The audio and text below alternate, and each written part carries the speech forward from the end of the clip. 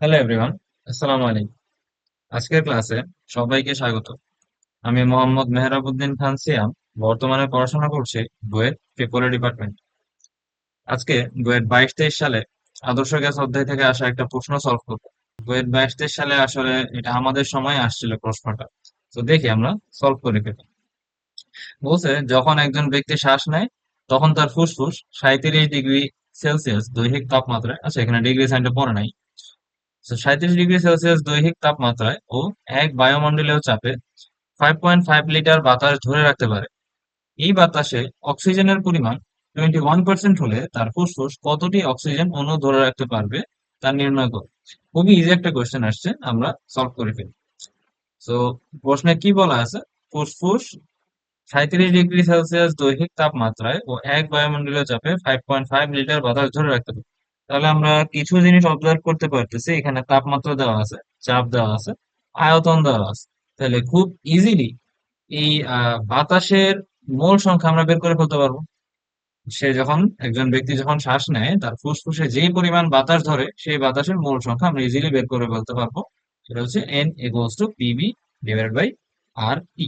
তো পি এর মান আমরা বসাই দিয়ে বলছে এক বায়ুমণ্ডলীয় চাপ। তো আমরা যদি প্যাসকেলে বসাইতে চাই তাহলে হবে 101,325।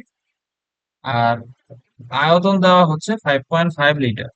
তাহলে কত আসে? 5.5 লিটারকে যদি মিটার কিউবে নিয়ে যাই তাহলে 10⁻³ দিয়ে গুণ করে দেবো, ডিভাইডেড বাই আর টি।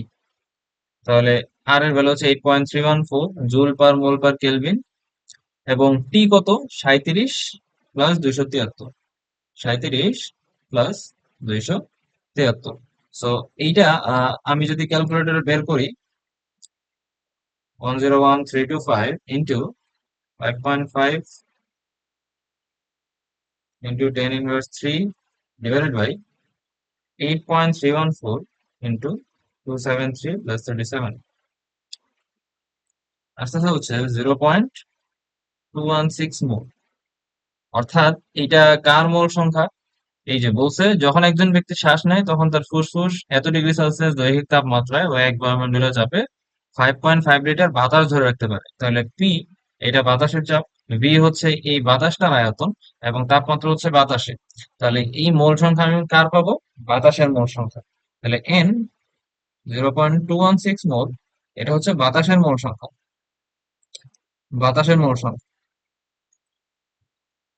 আচ্ছা, আর কি বলছে? এই বাতাসে অক্সিজেনের পরিমাণ 21%।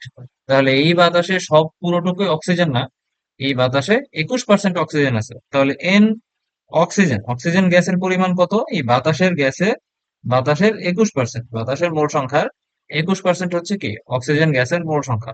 তাহলে এন ও টু কত আসে? 0.21 ইন্টু এন, এন এর ভ্যালু কত? 0.216।